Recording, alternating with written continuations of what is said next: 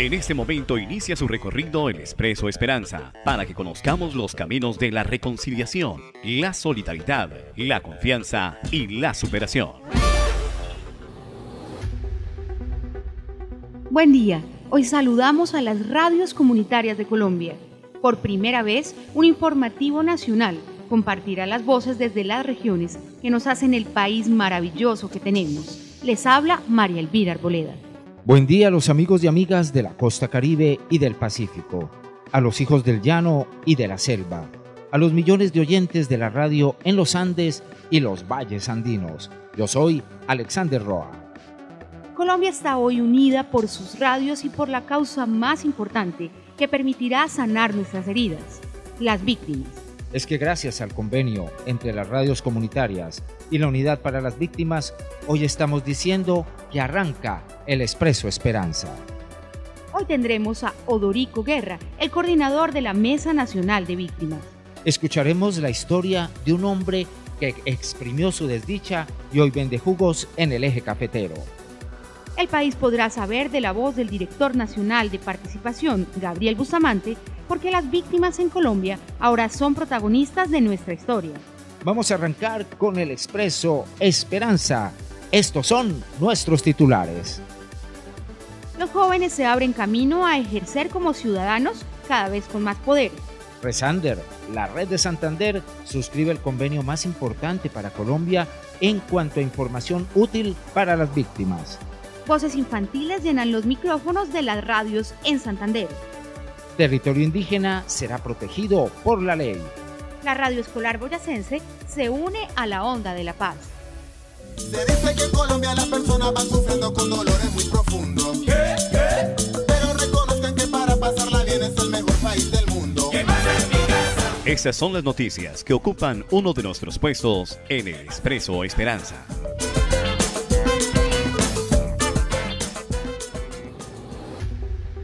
Los jóvenes se abren camino a ejercer como ciudadanos cada vez con más poder.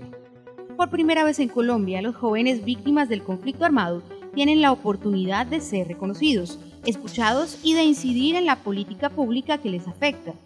Con un claro interés por la educación y la paz, están haciendo oír su voz en las mesas de participación efectiva de víctimas de todos los departamentos. En el marco de la conmemoración del Día Internacional de la Juventud, que este año tiene por tema la participación cívica, la Unidad para las Víctimas da inicio a una serie de encuentros nacionales que comienzan en las ciudades de Cúcuta y Popayán. Según el registro de víctimas, para el 1 de julio del 2015, un total de 4.446.483 personas afectadas por el conflicto armado son menores de 28 años. Eso significa que casi 2 de cada 3 víctimas son jóvenes. La violencia ha afectado de manera diferente a niños, niñas, adolescentes y jóvenes. En la Unidad para las Víctimas se tienen en cuenta sus capacidades y habilidades específicas al momento de llevar a cabo las medidas de reparación. Hasta la fecha se han constituido alrededor de 30.000 encargos fiduciarios para esta población víctima del conflicto.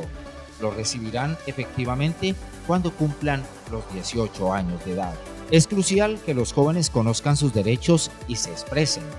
En ese sentido, los encuentros que se están preparando en 6 departamentos van a contribuir a que la sociedad escuche que tienen que aportar al país. Les cuento que Resander, la red de Santander, suscribe el convenio más importante para Colombia en cuanto a información útil para las víctimas. 400 emisoras comunitarias se vinculan a la visibilización de las víctimas del conflicto armado en Colombia. A través de la producción semanal de un informativo, la radio comunitaria busca acercar la realidad de una población que ya supera los 6 millones de víctimas a las audiencias radiales de todos los rincones del país. Al frente de esta iniciativa se encuentra la Red Cooperativa de Medios de Comunicación Comunitarios de Santander, Resander, cuyo gerente, Fernando Tibaduiza Araki, explica los alcances de este convenio con la Unidad para las Víctimas. Este convenio de asociación suscrito entre Resander y la Unidad para la Atención y Reparación Integral a las Víctimas consiste en producir y emitir un informativo nacional sobre la implementación de la Ley de Víctimas y la restitución de tierras en beneficio de las personas vinculadas en el conflicto armado, la paz y la reconciliación. Vincula a 400 emisoras comunitarias de 30 departamentos y asimismo a las redes regionales de todo el territorio nacional. Esperamos pues que a partir del mes de agosto hasta el mes de diciembre podamos estar realizando este proyecto en todo el territorio nacional.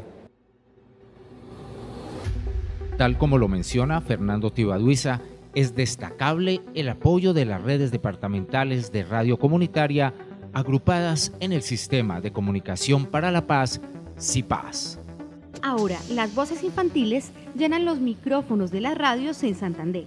Se fortalecen los colectivos infantiles de producción radial en temas de paz en el sur de Santander. Las emisoras comunitarias de Barichara y Valle de San José refrescarán sus parrillas de programación con las voces infantiles que hablarán y jugarán en torno a la paz en sus vidas cotidianas.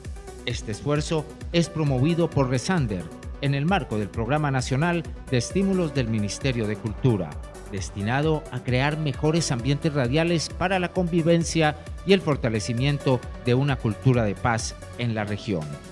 Sobre el carácter de esta iniciativa nos habla Marleni Sanabria, coordinadora del proyecto desde Resander. El proyecto de La Paz es mi cuento tiene una estrategia de formación para 25 niños de 2 colectivos de radio, de 2 emisoras comunitarias, Valle de San José, Cerro de la Cruz Estéreo y Barichara Mirador Estéreo. Tiene como objetivo desarrollar una estrategia de comunicación con niños y niñas para promover sus diálogos, reflexionar en torno a los hechos que suman paz en el país.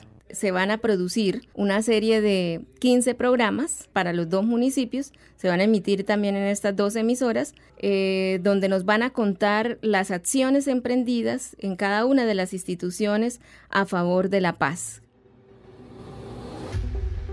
Continuando con nuestro recorrido por el Expreso Esperanza, les cuento que el territorio indígena será protegido por la ley. El territorio indígena es protegido como parte de la existencia y derecho esencial de los pueblos originarios.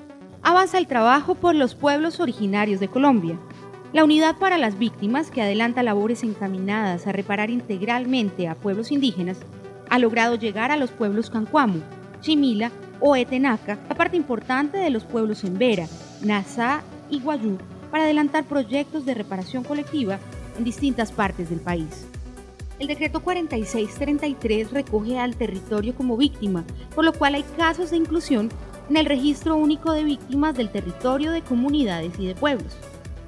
Precisamente, la Corte Constitucional reconoció que el impacto del conflicto armado interno en los grupos étnicos es desproporcionado, especialmente en el caso de los pueblos indígenas. La Corte ha señalado cómo el daño se ha profundizado en estos pueblos, en tanto se pierde la conexión de la comunidad con el territorio, y esta es una afectación de orden espiritual, territorial y cultural. El decreto, que está dirigido a comunidades indígenas, fue consultado previamente con estas y tiene 3 características fundamentales. Primero, reconoce al territorio como víctima. Segundo, evidencia la relación de lo individual y lo colectivo en materia de atención, asistencia y reparación para estas comunidades. Y tercero, permite entender la reparación como un proceso de recuperación de la armonía y el equilibrio con los valores culturales de cada pueblo, y garantizarán el derecho a la identidad cultural, a la autonomía, a las instituciones propias, a sus territorios, a sus sistemas jurídicos propios, a la igualdad material y a la pervivencia física y cultural de conformidad con la dignidad humana, el principio constitucional del pluralismo étnico y cultural y el respeto de la diferencia. La Unidad para las Víctimas reitera nuevamente su compromiso con la atención, la asistencia y la reparación integral de estas comunidades, y hace un llamado a toda la sociedad para erradicar la discriminación que históricamente ha afectado a esta población. Y siguiendo nuestro recorrido de país en el Expreso Esperanza, nos encontramos con que la radio escolar boyacense se une a la Onda de la Paz. A través de una iniciativa impulsada por la Secretaría de Cultura y Turismo del Departamento de Boyacá, Se formará en producción radial en temas de paz a cerca de 550 niños y jóvenes vinculados a las emisoras escolares online de 21 colegios de este departamento. Al frente de esta iniciativa se encuentra Pablo Emilio Sanabria, una reconocida figura de la radio comunitaria colombiana, quien actualmente es el coordinador del Sistema Departamental de Cultura de Boyacá. Don Pablo nos cuenta cuál es el alcance de esta experiencia. Nos estamos reuniendo desde el mes de abril de este año con niños de los grados 3º al grado 10º, promoviendo, digamos, una estrategia de formación en radio escolar, y esperamos en el mes de octubre reunir una serie de piezas pequeñas para radio donde se hable de la paz, pero no solamente de la paz nacional, sino también de la paz interior, de la paz institucional a nivel familiar también, y de la paz y la convivencia entre los jóvenes que están en la básica y en la media del departamento de Boyacá. Antes de terminar este 2015, tendremos más y mejores contenidos radiales sobre paz en las emisoras escolares por internet de los municipios de San Luis de Gaceno, Miraflores, Siachoqui, Guateque, Saboyá, El Cocuy, Pisba, Belén, Cobarachía, Gutiérrez, Cubará, Gachantibá, Moniquirá, Puerto Boyacá, Ramiriquí, Tasco, Tibasosa y la capital del departamento, la ciudad de Tunja.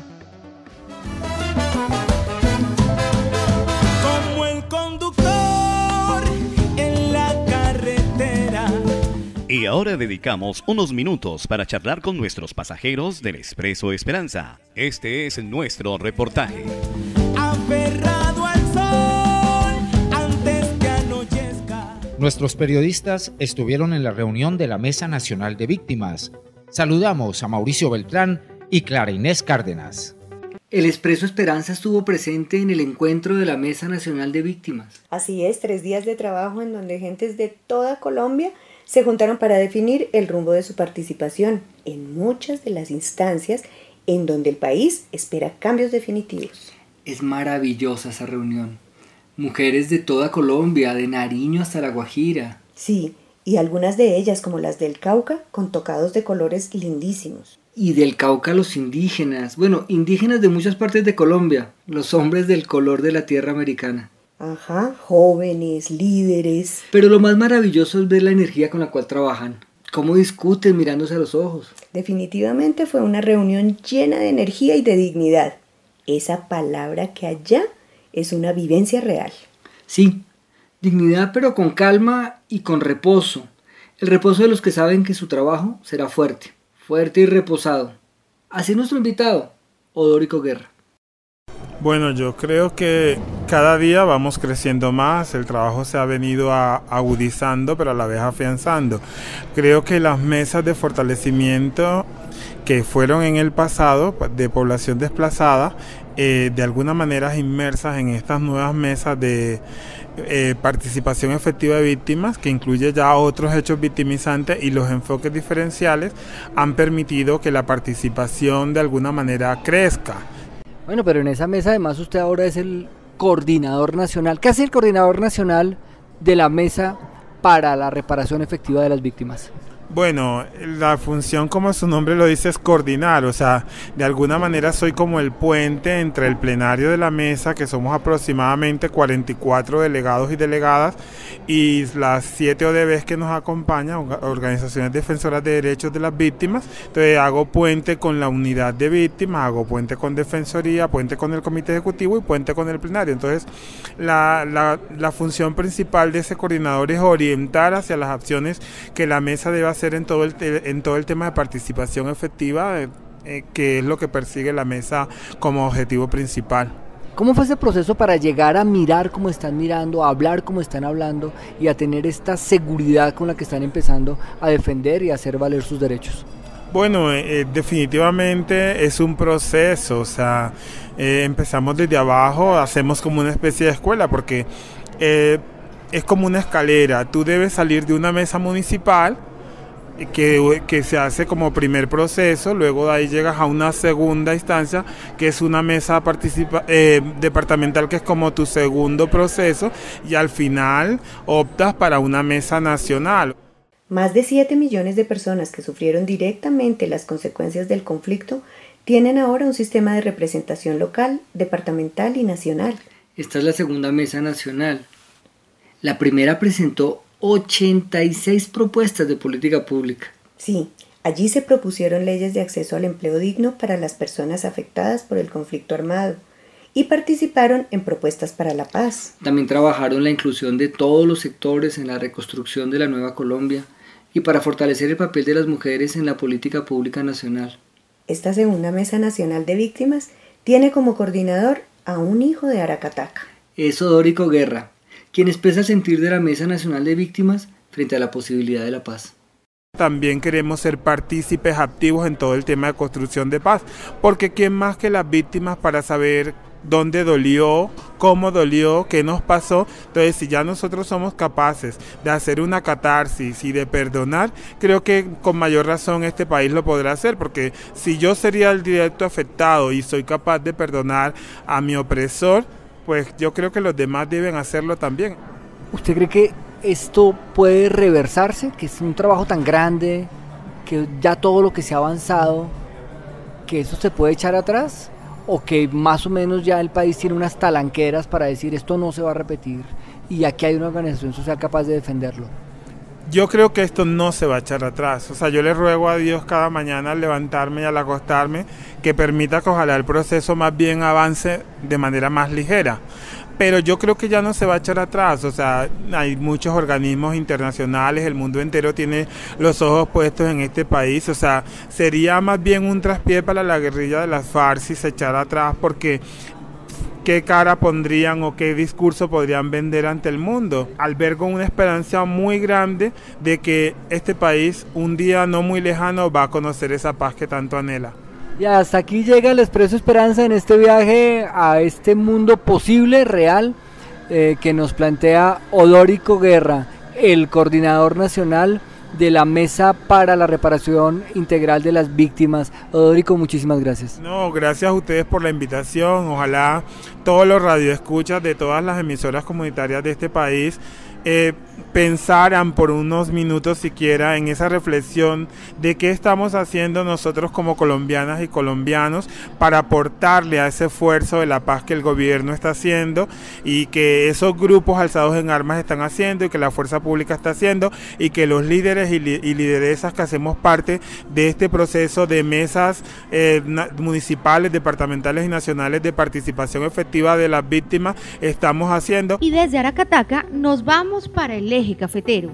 Esta es la historia de Pedro, desplazado por la guerra y gracias a su tesón, ahora calma la sed de cientos de personas en Armenia.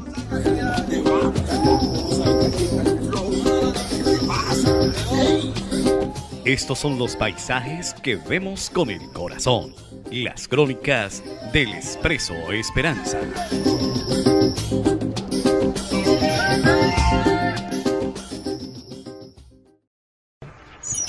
Viajamos hasta los llanos del Meta, una región a donde miles de personas llegaron tras la esperanza de construir una nueva vida.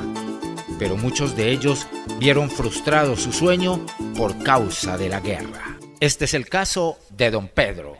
¿Qué pasó? Que resulta que un mismo combatiente de la guerrilla me dijo, relojero, se lo van a llevar a Camilo. Lo están buscando para llevarme otra vez, al niño. Y gracias a Dios y a María Santísima a él, tengo mucho que agradecerle porque me ayudó por él, porque me iba a el viernes. El lunes me quitaron la moto. Y el jueves me dijeron que fuera por la moto porque fuera con el hijo. Salieron dejando su casa, construida con el esfuerzo de años y años de trabajo. Dejaron la finca abandonada con sus árboles de mango, de guanábana, de mandarina.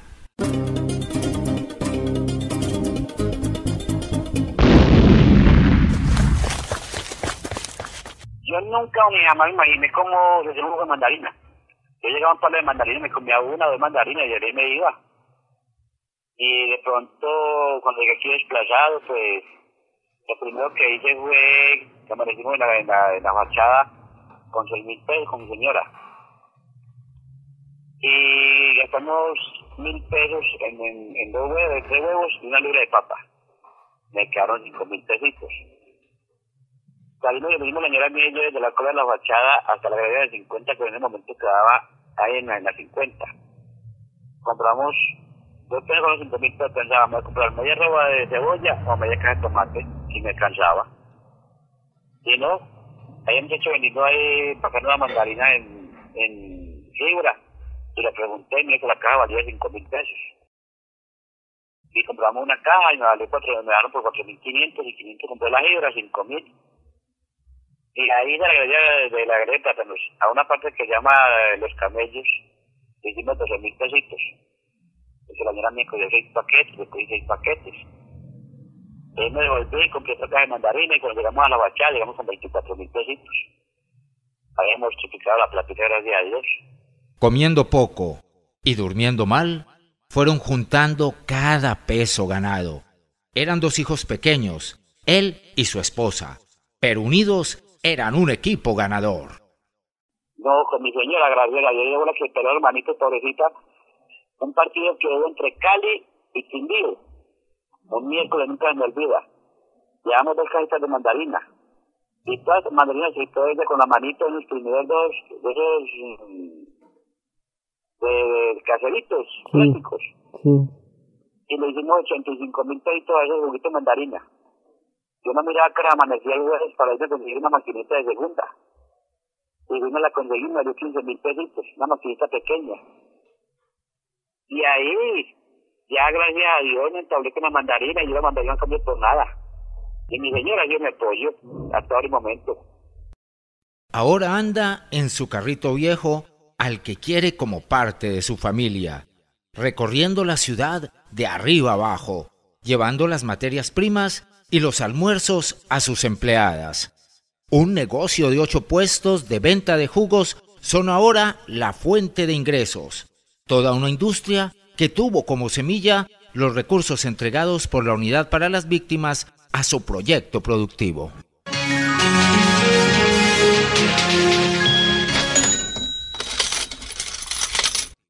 En el 23 de diciembre del 2005, me dieron 1.140.000 pesos. De que no vas a convertir en el puesto, porque yo hice aprender con la cabeza. Yo dije, en ese tiempo nos dieron ayuda todavía unos 70 personas. Y le garantizo que los 70 personas que nos dieron ayuda no vemos ahorita trabajando. Todos retiraron la ayuda que nos dieron. Yo no, yo compré mi triciclo. Y gracias a Dios, el triciclo que no tengo más, que lo tuve más tremendo. Y mi carro. Es modelo 83. Pero lo quiero más como dice cuento, que la mujer y los hijos, porque quiero quemar la comida para la mujer y para los hijos. Don Pedro hoy vive con orgullo una nueva realidad.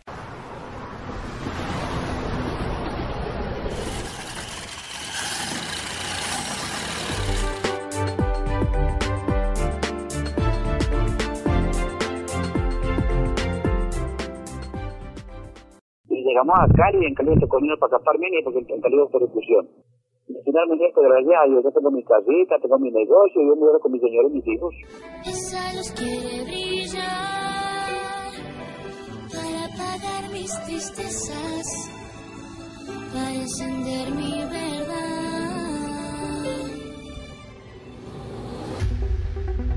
Son 7.558.854 razones para trabajar. Son las víctimas que a la fecha están inscritas en el Registro Nacional. Por cada una de ellas trabaja Gabriel Bustamante, a nuestro director Mauricio Beltrán. Cuéntame. Yo también quiero saber. ¡Cuéntemelo más! Dígame el cuento. Decime, ¿oís? Esas son las entrevistas del Expreso Esperanza. El Expreso Esperanza llegó en Bogotá, en una de las calles céntricas de la ciudad, que es la calle 17, a buscar a un hombre que ha trabajado por las víctimas desde hace muchísimo tiempo y que en su cargo como el director nacional de participación de la Unidad para las Víctimas ha hecho un trabajo muy importante, pero que sea él el que nos cuente. Estamos con Gabriel Bustamante. Contémosle un poquito a Colombia algo que usted viene diciendo, y es que en Colombia en este momento la agenda pública es la agenda de las víctimas. ¿Por qué? Básicamente, desde que en el año 2004 la Corte Constitucional puso el dedo en la llaga de que había un estado de cosas inconstitucional, o sea, un estado de cosas contrario a la Constitución frente a los derechos de población desplazada, se desplegó toda una serie de reflexiones que decantaron en una ley de víctimas. A partir de ahí, la prioridad de la política pública, el centro de la política pública e inclusive hoy el centro de las negociaciones de paz son las víctimas. Por eso la agenda pública hoy gira en torno a que prioritariamente tenemos que restablecer la deuda histórica que ha dicho el presidente Juan Manuel Santos tiene este país con los hoy más de 6 millones de víctimas que tiene Colombia. Usted me está hablando de un número que ya debe ser memoria en casi todos los pueblos de Colombia donde nos escuchan, que es la 1448. Correcto. Esa ley 1448 habla de participación. Cuéntenos por qué ese énfasis en la participación y cómo se da un cambio para que esas víctimas sean ciudadanos y ejerzan su ciudadanía. Bueno, la ley 1448 tiene 3 componentes esenciales que nos sirven para entender el porqué de la participación de las víctimas. El primero es que reconoce el conflicto armado, que hoy fue negado durante 8 años. El segundo, que reconoce que hay víctimas de ese conflicto armado, pero que tienen derechos. Y el tercero, y el más importante, es que la ley de víctimas históricamente reconoce la responsabilidad del Estado por acción, casos tan lamentables y reprochables como los falsos positivos, o por omisión, que es la pregunta: ¿dónde estaban alcaldías, gobernaciones, policía, ejército, jueces, fiscales, toda la tanda de funcionarios cuando desplazaron a más de 5 millones de personas, cuando violentaron sexualmente a más de 10.000 mujeres y todas las cifras que tenemos del conflicto? Entonces, a partir de eso hay un reconocimiento no de la solidaridad del Estado con las víctimas, sino de la responsabilidad. Y parte de ese reconocimiento es que las políticas públicas, o sea, los planes, programas y proyectos que se hagan con las víctimas en materia de vivienda, en materia de salud, en materia de educación, tienen que ser construidos con quienes durante todos estos años han sufrido los estragos del conflicto en su vida cotidiana, o sea, las víctimas del conflicto. Por eso, parte fundamental de la aplicación de la ley se estableció con los mecanismos de participación y principalmente con lo que llamó la ley las mesas de participación efectiva de las víctimas. Las mesas de participación son esos espacios que se han creado en todos los municipios, departamentos y una nacional en Colombia, en donde las víctimas están representados. ¿Quiénes están en esas mesas? ¿Cómo se han creado? Bueno, lo primero que tuvimos que hacer como comunidad fue generar un sistema de participación con las víctimas. Un poco al principio suena algo complejo y suena inclusive, y por qué no decirlo aterrador, organizar a víctimas de violencia sexual, organizar a víctimas de masacres para que participaran. O sea que eso quiere decir que ahora hay representantes de cada uno de esos hechos victimizantes en la mesa. Claro, no solamente de cada uno de estos hechos victimizantes, sino también de algo que trajo la ley de víctimas, que también fue mencionado por la Corte Constitucional cuando hizo su sentencia T025, que son los enfoques diferenciales. No es lo mismo una víctima, independientemente del hecho, a una víctima mujer afrocolombiana o a un niño indígena. Entonces, estamos en un momento bastante interesante donde las víctimas están, primero, rompiendo la distancia que tuvieron con el Estado, rompiendo ese paradigma de Estado victimario. Segundo, están participando, están haciendo propuestas, se están apropiando del Estado. Y tercero, hoy tenemos a todas estas víctimas por sus hechos, sus enfoques empoderados como víctimas, al punto tal que fruto del proceso de las mesas de participación hoy están encarnando candidaturas a consejos, asambleas, a nombre del movimiento de víctimas en la actual coyuntura electoral. ¿Cómo están haciendo las víctimas para que los políticos los escuchen o para ellos mismos empezar a tomar las riendas de la política? Es decir, ¿cómo van a hacer ahora en esta época electoral para que sus ideas y sus propuestas lleguen, por ejemplo, a los planes de desarrollo? ¿Cómo es eso de los planes de acción territorial? Bueno, primero está este proceso que, vuelvo y digo, es un proceso externo que se da en la misma dinámica de posicionamiento del tema de las víctimas, de la importancia que tomó no solo para el Estado, sino también para la sociedad el tema de víctimas. Y por otro lado está obviamente el impulso institucional a que haya incidencia en los próximos planes de desarrollo. Entonces, sobre eso las mesas de participación, desde la Subdirección de Participación de la Unidad de Víctimas, vienen siendo capacitadas para incidir en esos planes de desarrollo. Segundo, con el Ministerio del Interior estamos a punto de sacar una circular a los alcaldes y gobernadores actuales para que integren a los consejos territoriales de planeación. Le estamos pidiendo a alcaldes y gobernadores que integren por decreto un hombre y una mujer, que es la lógica del protocolo de participación, miembros de las mesas de víctimas municipales y departamentales a integrar el Consejo Territorial de Planeación. Y las mesas ya han empezado a recoger unos documentos de lo que sería la propuesta de las víctimas, desde las víctimas, o sea, de sus representantes en las mesas, para ser presentados a los gobernadores y alcaldes una vez electos. Hablemos entonces de construcción de paz. ¿Cómo le están haciendo y cuál es la propuesta que esta mesa nacional quisiera hacerle o quiere llevar, o cómo va a participar en esta, esperamos todos, fase final de los diálogos de La Habana? Bueno, la mesa de víctimas fue el primer espacio que propuso que las víctimas estuvieran en La Habana, en las discusiones. Además, la mesa de víctimas sacó todo un margen de propuestas a La Habana que van desde la Circunscripción Especial de Víctimas y Paz, donde dijeron que si la guerrilla y las FARC tenían cupos especiales a los cargos de elección popular, con mayor razón las víctimas del conflicto deberían tener un cupo. Eso es una propuesta concreta que se envió a La Habana. Hay una propuesta concreta de construcción de un gran plan nacional de empleo para las víctimas. Han hecho propuestas en materia de mujeres. Actualmente están discutiendo el tema del papel de las mujeres víctimas. Le han propuesto al actual presidente del Congreso, Luis Fernando Velasco, una agenda legislativa para la paz. Las víctimas están muy claras de que todo lo que se haga en La Habana tendrá que luego convertirse en una ley de la República o un acto legislativo. Y le han propuesto que se hagan unas audiencias públicas con las mesas de víctimas para discutir toda la temática que en el Congreso de la República deberá aterrizar los acuerdos de paz. Gracias, Gabriel Bustamante, el subdirector nacional de participación de la Unidad para las Víctimas. Siga usted su camino con la reunión que tienen hoy en la instalación de la segunda Mesa Nacional de Víctimas. Muchas gracias por estar en este convenio entre la radio comunitaria y la Unidad de Víctimas. No, Mauricio, a ti y un saludo a todos los radioescuchas en todo el país. Bueno, María Elvira, y así llegamos al final de este primer viaje en el Expreso Esperanza. Recorrimos el país y conocimos muchas historias. Nos volvemos a encontrar muy pronto en este espacio de las radios comunitarias. Expreso Esperanza, dirección Mauricio Beltrán, jefe de redacción Alexander Roa, coordinación nacional Fernando Tibaduiza, jefe de comunicaciones de la unidad Karen González, presentadores María Elvira Alboreda y Alexander Roa, con el apoyo de los radialistas comunitarios de toda Colombia. Y así hemos cumplido con un nuevo recorrido en el Expreso Esperanza. Espere nuestro nuevo viaje por los horizontes de la ilusión. Lo que pasa es que